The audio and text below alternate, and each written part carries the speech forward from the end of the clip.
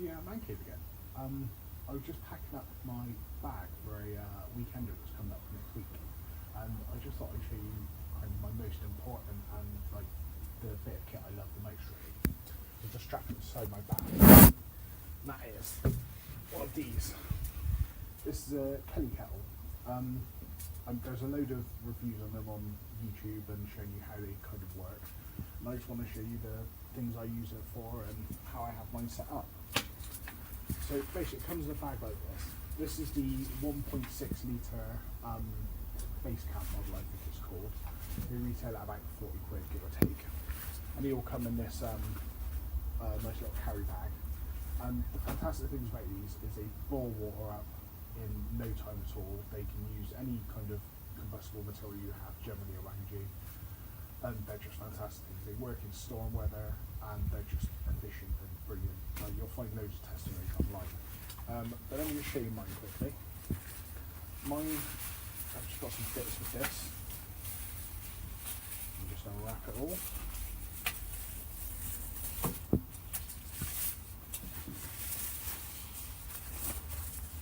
This is the unit itself, and I've just had a little bungee on it so it all stays together. And there's also those. Right, that's the unit itself. Like I said, just to make it easier to put in and out of the bag, I've just added a small bungee to it. And that means that when you lift out of the bag, the base and the top don't actually separate.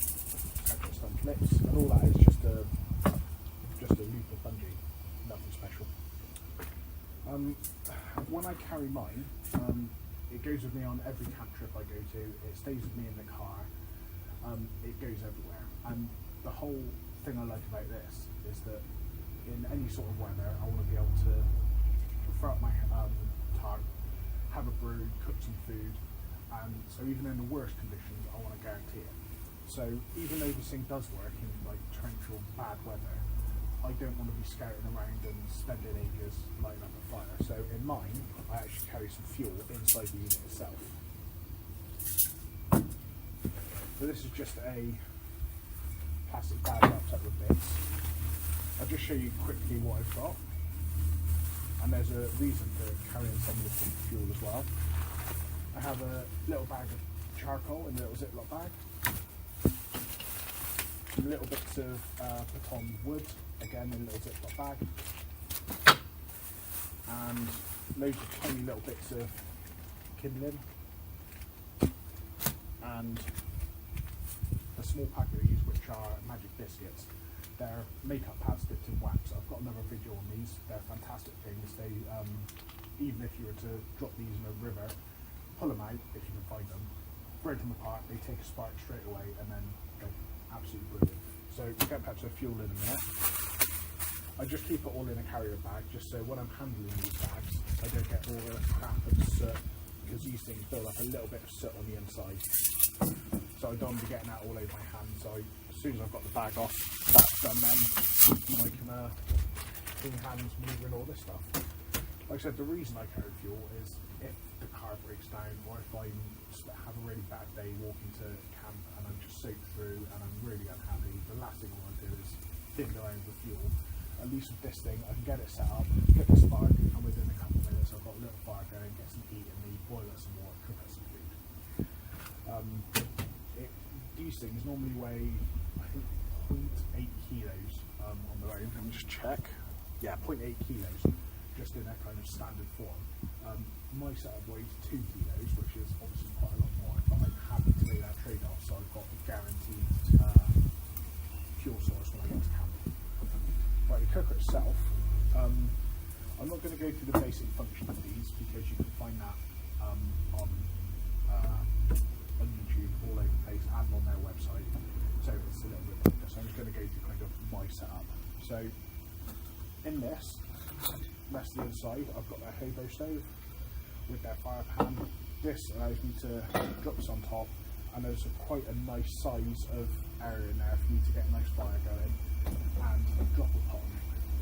When I'm out anywhere, instead of using the pots that they sell, I've gone for a massive 14cm zebra can.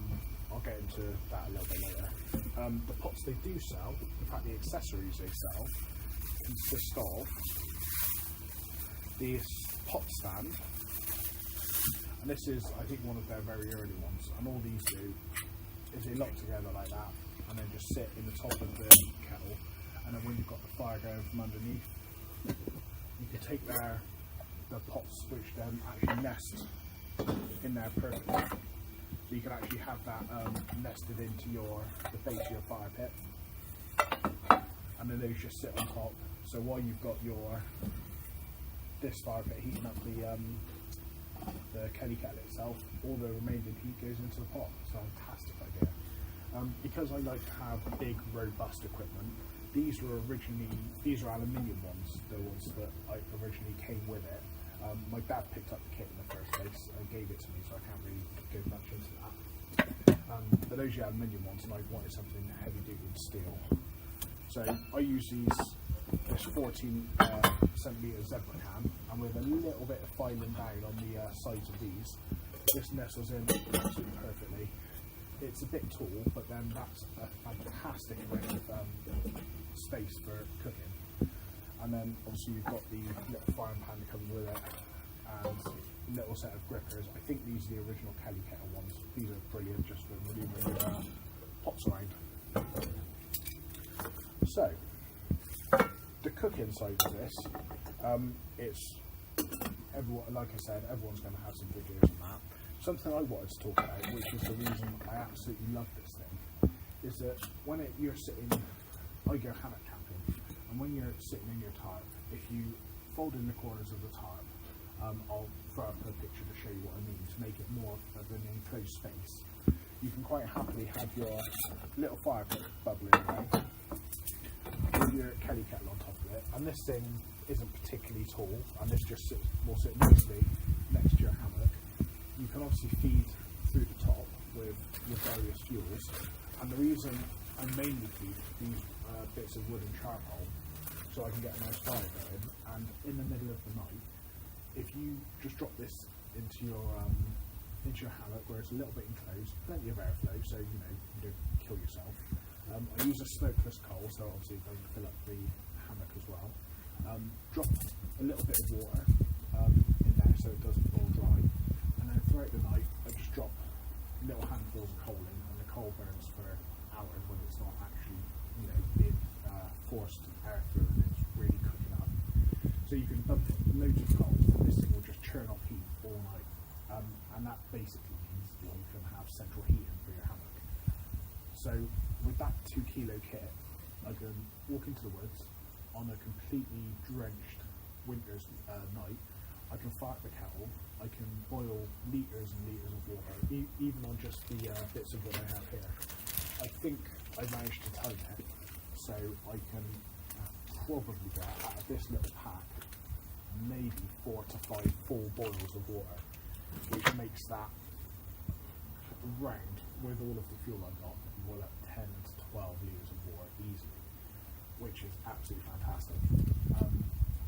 And yeah, as I said, for central heating in your hammock, which I can't imagine many people use that for, little free tip, it's brilliant. You can easily take the chill off the night, and it's just a fantastic bit of kit.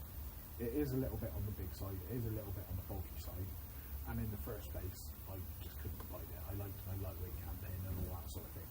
But as it goes, it's worth the weight and it's worth the size. It's a fantastic bit of kit, and I suggest you give one a go. If you've got any questions or anything like that, give me a nudge. Thanks for tuning in to the Man Cave. Hope you enjoyed the video.